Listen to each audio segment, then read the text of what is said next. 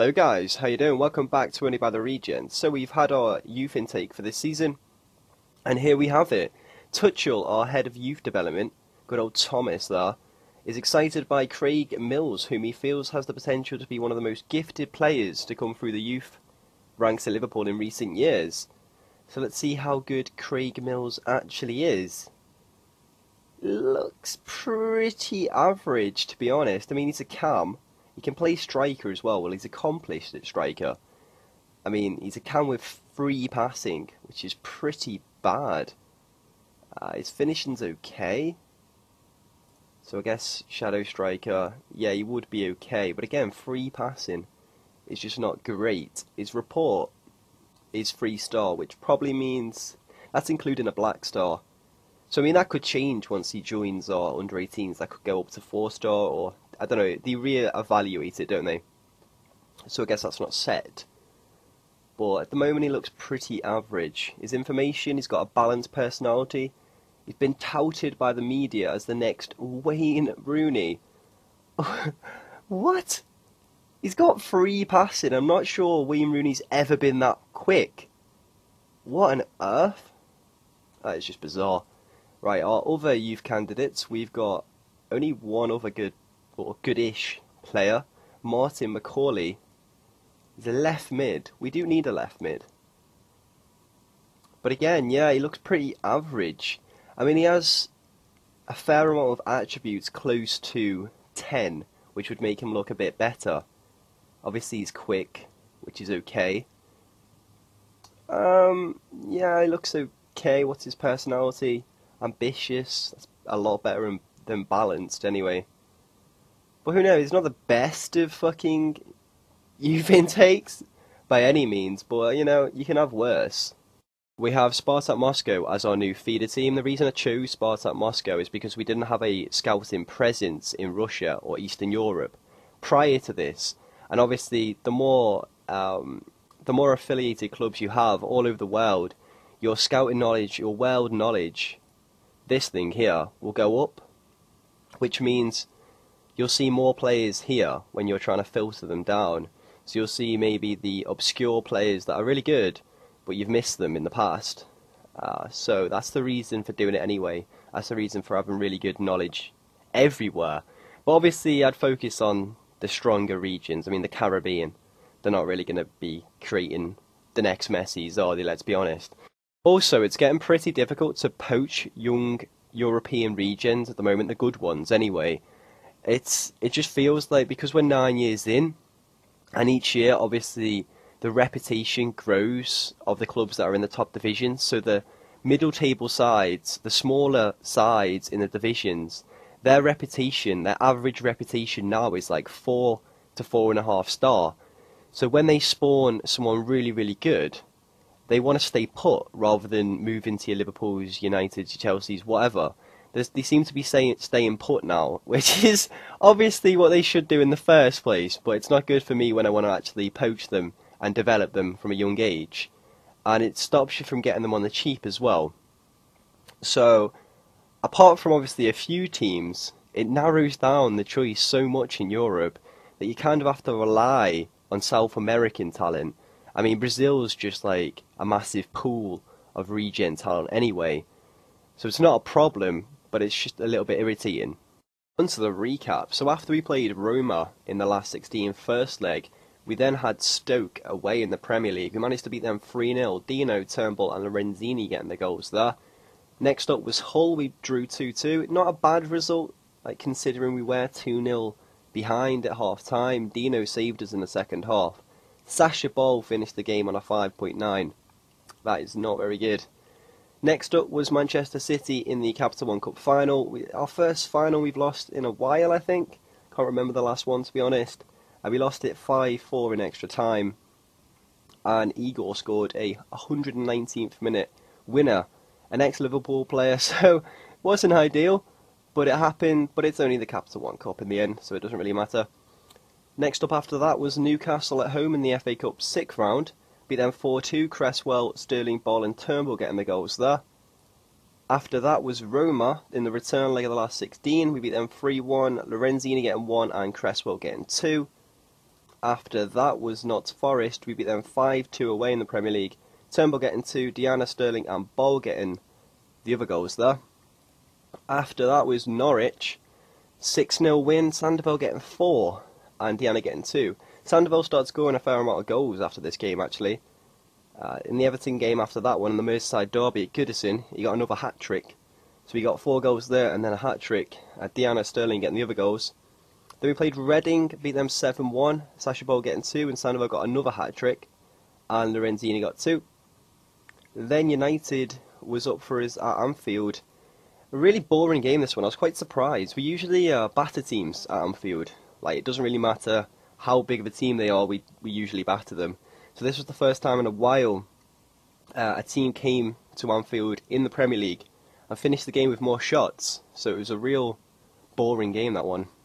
Lastly, we played Villa, beat them 3-0 away. Diana, Dino and Turnbull getting the goals there. So we managed to draw Real Madrid in the Champions League quarter-final. I'll show you all the other ties in the last 16 in a second, and then I'll show you the Premier League table. But I'm going to play both legs of the quarter-final against Real Madrid in this episode. Let's look at who went through from the last 16. So you got United knocking out PSG, you got Real Madrid knocking out Chelsea, you got Barcelona knocking out Olympiacos, Bordeaux knocked out Sociedad, you've got Bayern knocking out Atletico, you've got Arsenal knocking out Juventus, so Juventus won't be in a 4th consecutive Champions League final against us, if in fact we do reach the Champions League final this season. And finally you got Monaco knocking out Udinese. So the quarter-final draws, Arsenal vs Bayern, United vs Barcelona, Monaco vs Bordeaux, and obviously there's us against Real Madrid. So this is how the Premier League table looks at the moment. We're currently 14 points ahead of Arsenal. I said in the last episode that we pretty much wrapped the title up then, and it's pretty much stayed the same. Our form hasn't really dropped at all. Our goals for is 114. Now that is a lot lower than it has been in the previous couple of seasons, but it's not that bad thinking about it. At the start of the series, if I had 114 goals at this point after 31 games, I'd be absolutely chuffed. But I know what this team's capable of, so that's why I feel like it's underperforming to some extent anyway. But elsewhere, you've got QPR in 6th. You've got Notts Forest moving down to 9th. Everton have moved up the table a little bit. So have Spurs as well. They're now in 11th. They were like 15th. Southampton have moved up a couple of places. Fulham, Stoke and Cardiff are in the relegation zone. See the goal scorers there. We're currently the top 3, average ratings all us at the moment, and top 2 assists as well. Let's check how Madrid are doing at the moment. So they're currently 2nd in La Liga. Sociedad are actually 1st. You've got Atletico in 3rd. There's only 3 points between the top 3, so it's anyone for the title at this point with 6 games remaining. Let's look at the players. We'll go on general info and sort by value like we did last time. You've got Goretzka and Draxler as the 2 most valued players. They've got a few players here. You've got Bilal, who starts off at FC 20. You've got Matthias Iglesias as well, who looks pretty decent. He starts off at Boca Juniors. Regens still there. You've got Cesar Sanz, who's a really good regen. Anyone else? James Rodriguez is still there as well. Toni Kroos, Bale. That's about it. Let's go into the game. So Norbert expects them to play a 4-3-3. I'm not really sure what to expect from this game, to be honest, because our form against big teams recently has been a bit mixed. So hopefully we do play well. I'll take a narrow loss at 2-1. As long as we get an away goal, that'll be fine. But the lineup we're going to go for... Lorenzini will come in. I think I rested him in the last game. Sar's injured, so Wellington can go in there for Reichel. Other than that, we are pretty much set with that first 11 there. So let's see if they do, in fact, go for the 4-3-3. They do. Exact formation that Norbert said. Which is sweet. Opposition instructions. We won't close down the wingers. Close down the midfield though. Pick up where you last left off. Fantastic. Let's go into the game. Come on, Ball. As I said earlier, Ball's not really played good recently. His form's dropped in the last month or so. Oh, Sterling, what a start. Raheem there. Usually those long shots from him go way, way over the bar. But he smashed that one in. It's a fantastic start.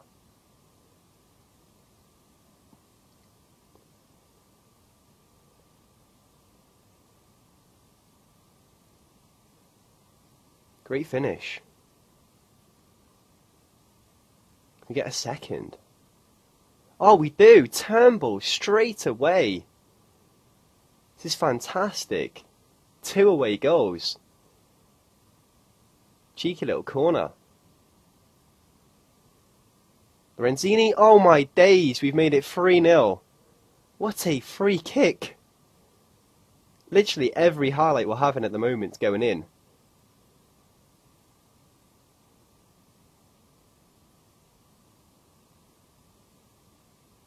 Oh my god, what a save. Oh, I was going to say, it was a nice double save initially by Tyson, but it did eventually go in.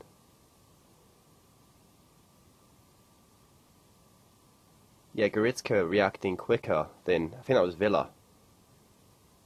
We got 3 away goals. Wasn't expecting this. Lorenzini, Sandoval. Diana Sandoval, is it 4-1? It is! Unbelievable. 4 away goals at the Bernabeu inside 37 minutes. It's been a great performance so far. One of their players is injured as well, that's always good.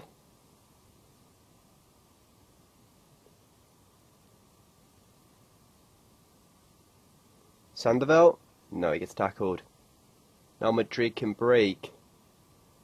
Oh, what a save by Tyson. Diana gets tackled. Before 1.5 time, I will take that all day. Really pleased with that. I should expect no reaction whatsoever. They haven't made a change, I don't think. Yes, they've brought off their defensive midfielder because he got injured. So we will close him down. Done it on the wrong one, haven't I? Close him down. Yeah, sweet. I'm going into the second half.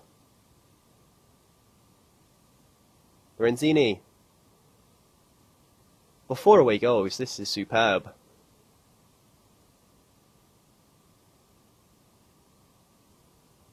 It's quite unbelievable as well. We've had 0 clear-cut chances, and Madrid have had 4. Oh, they do make it 4-2 though.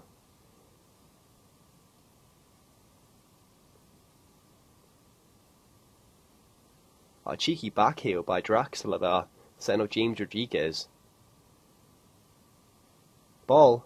Ah, thought it might have been a pen. Good tackle by Hansen. Sterling gives the ball away. Oh my god, Tyson's in no man land there.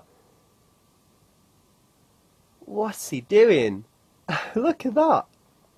Right, we're going to tell him to concentrate, because obviously this start to the second half has been less than encouraging.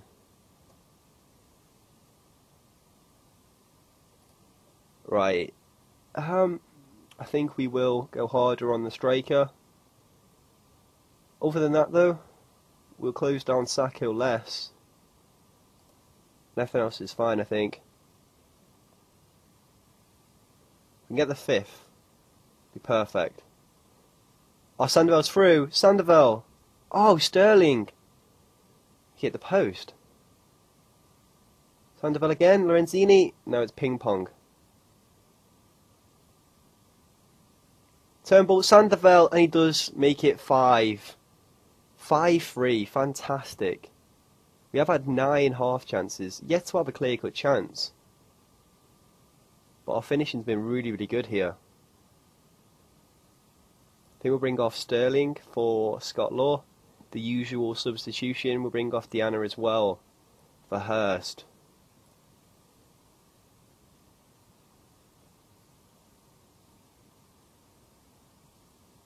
We may bring off Sandoval as well. Looking a bit tired for Dino. But this is a fantastic result. There's 5 away goals at the Bernabeu. I wasn't expecting it, to be honest. That was a really, really good result. Right, we're ready to go into the second leg of the quarter-final against Real Madrid. So they're expected to play a 4-3-3 yet again. Looks like an exact same team as the first leg. I think Sacco played in the first leg, he doesn't seem to be there now. Our team, Trevor Turnbull, got injured between games, which is never good, so Cresswell's going to start. That'll mean Sandoval will take the captain's armband for this game. I think Sarr's fit, actually. So Sarr will come in for Wellington. Do that one again. But other than that, everything seems fine. Everyone's fit. Well, everyone else is fit. Let's go into the game. So we go into this game with 5 away goals, so you'd expect us to go through to the semi-final. Same kind of thing we're going to do. We're going to stop closing down the wingers, but close down the midfield. And let's go. Should be pretty straightforward. If we start this game like we did the last one, that would help a lot. Oh, ball. Oh, ball! That would have been sensational. Oh, I think it's cleared off the line. Bright start so far. Cresswell finds Sterling to Lorenzini. Oh, gets tackled. Now they can break. Oh, good tackle. Not sure who that was though. With the speed of Diana. Why does everyone keep going for goal from like fucking 50 yards out? Oh, Hansen makes it 1-0. So it's 6-3 on aggregate at the moment. Good stuff. 10 shots to Real Madrid 0. Nice assist from Ball as well.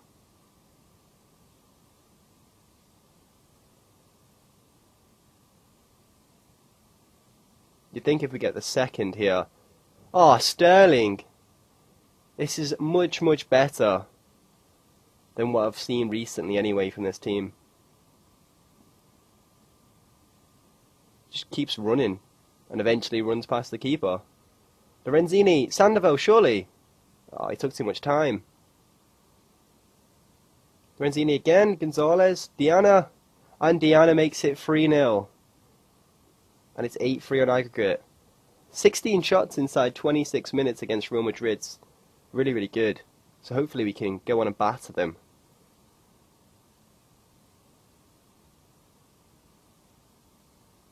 Cresswell, Sandoval. Oh, he's the post. It's unlucky.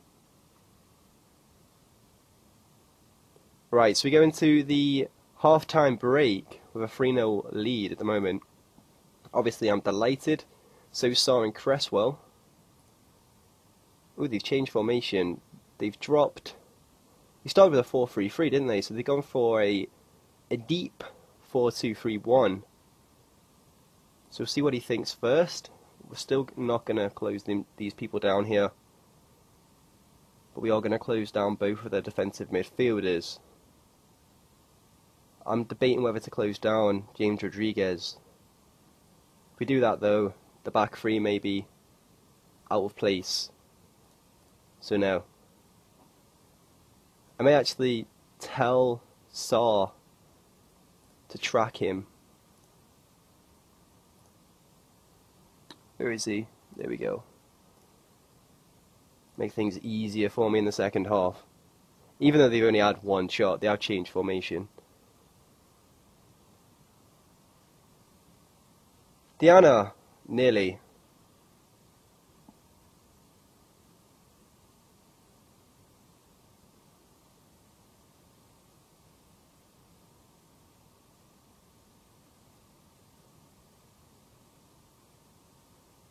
Come on, defend, that's good defending. Now break, Sandoval. To Cresswell. Oh, he should be doing better there. Should be 4.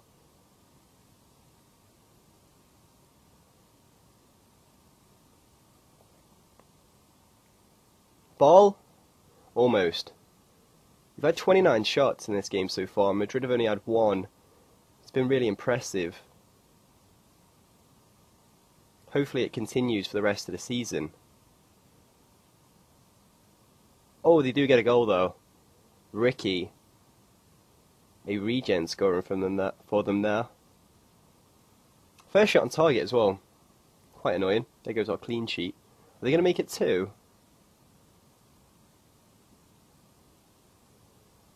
Come on, Cresswell, break. Score off off. That ball. Getting caught up there. The guy's rapid as well. Right, Diana will come off for Hurst. Lorenzini has another good game, so we'll bring him off for, I think, Wellington. Sash Bowles, our two strikers are on a 6.4. So I think we'll bring off Sandoval for Dino. Make all 3 subs here.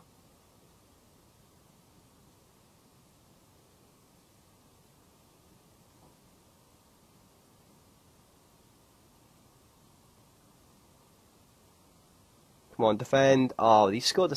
Oh, it's offside anyway. I was going to say, what the fuck was Tyson doing? Going off the pitch. And we've hit the post. How unfortunate. Come on, Hurst. Use that pace. He's using it. And he kind of nearly ran off the pitch. Cresswell. Ball. There we go. 4-1. Does eventually come.